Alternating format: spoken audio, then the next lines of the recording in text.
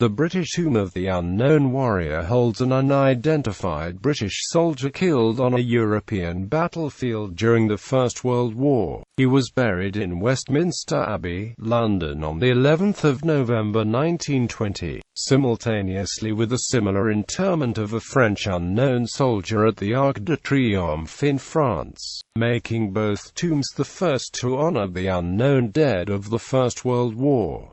It is the first example of a tomb of the unknown soldier. History of the unknown warrior. Origins. The idea of a tomb of the unknown warrior was first conceived in 1916 by the Reverend David Railton, who, while serving as an army chaplain on the Western Front, had seen a grave marked by a rough cross, which bore the pencil-written legend, "An unknown British soldier." He wrote to the Dean of Westminster in 1920 proposing that an unidentified British soldier from the battlefields in France be buried with due ceremony in Westminster Abbey, amongst the kings, to represent the many hundreds of thousands of Empire dead. The idea was strongly supported by the Dean and the then Prime Minister David Lloyd George. Selection, arrival and ceremony arrangements were placed in the hands of Lord Curzon of Kedleston, who prepared in committee the service and location. Suitable remains were exhumed from various battlefields and brought to the chapel at St. Paul-sur-Ternois near Arras, France on the night of the 7th of November 1920. The bodies were received by the Reverend George Kendall OBE, Brigadier L.J. Wyatt and Lieutenant Colonel Lee A. Esgell of the Directorate of Graves Registration and Inquiries went into the chapel alone. The remains were then placed in 6 plain coffins, each covered by Union flags. The 2 officers did not know from which battlefield any individual soldier had come. Brigadier Wyatt, with closed eyes, rested his hand on one of the coffins.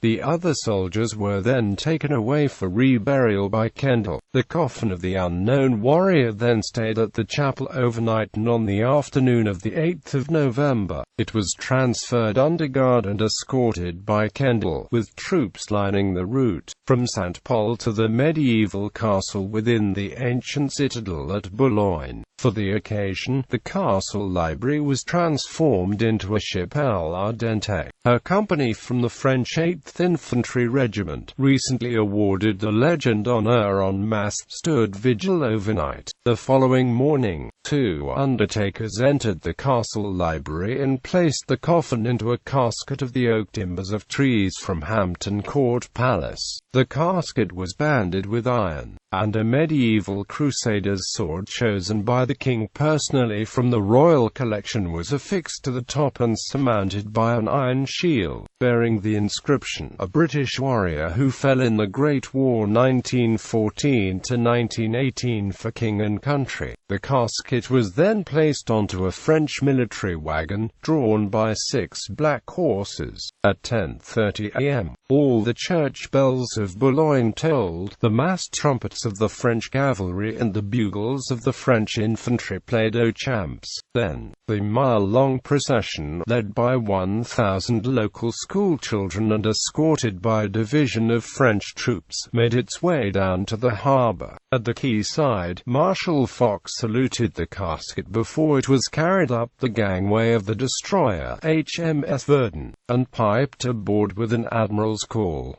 The Verdun slipped anchor just before noon and was joined by an escort of 6 battleships. As the flotilla carrying the casket closed on Dover Castle, it received a 19-gun field marshal's salute. It was landed at Dover Marine Railway Station at the Western Docks on the 10th of November. The body of the unknown warrior was carried to London in Southeastern and Chatham Railway General Utility Van No. 132, which had previously carried the bodies of Edith Cavell and Charles Fryatt. The van has been preserved by the Kent and East Sussex Railway. The train went to Victoria Station, where it arrived at platform 8 at 8:32 p.m. that evening and remained overnight. On the morning of the 11th of November 1920, the casket was placed onto a gun carriage of the Royal Horse Artillery and drawn by 6 horses through immense and silent crowds. As the cortege set off, a further Field Marshal's salute was fired in Hyde Park. The route followed was Hyde Park Corner, the Mall, and to Whitehall, where the cenotaph, a symbolic empty tomb, was unveiled by King Emperor George V.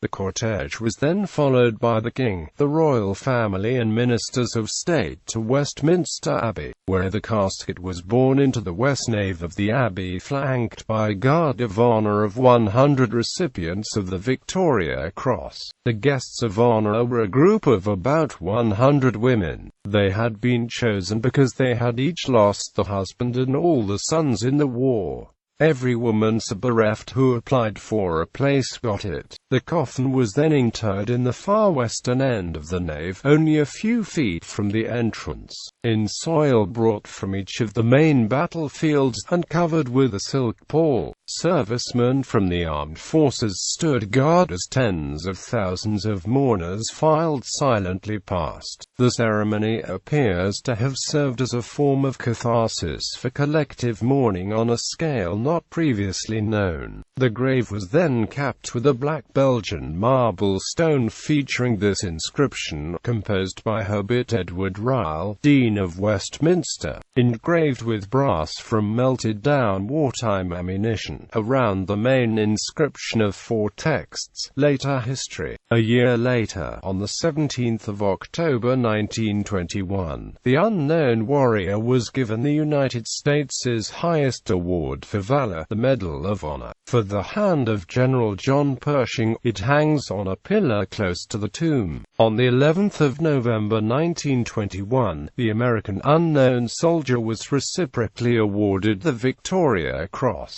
When Elizabeth Bowes Lyon married the future King George VI on the 26th of April 1923, she laid her bouquet at the tomb on her way into the Abbey, as a tribute to her brother Fergus, who had died at the Battle of Lewes in 1915. Royal brides married at the Abbey now have the bouquets laid on the tomb the day after the wedding, and all of the official wedding photographs have been taken. It is also the only tomb not to have been covered by a special red carpet for the wedding of Prince Albert, Duke of York, and Elizabeth Bowes Lyon. Before she died in 2002, Queen Elizabeth, the Queen Mother, expressed the wish for her wreath to be placed on the tomb of the unknown warrior. Her daughter, Queen Elizabeth II, laid the wreath the day after the funeral.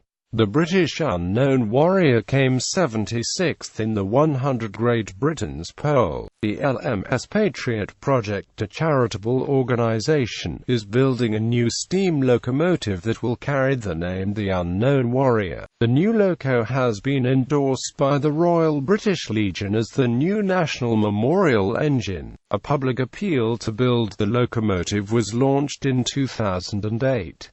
The Unknown Warrior is expected to be complete by 2018, the 100th anniversary of the armistice, if sufficient funds can be raised. The day after the wedding of William and Catherine, Duke and Duchess of Cambridge, on the 29th of April 2011, the Duchess's wedding bouquet was laid on the tomb. Heads of state from over 70 countries have laid wreaths in memoriam of the unknown warrior. Related memorials.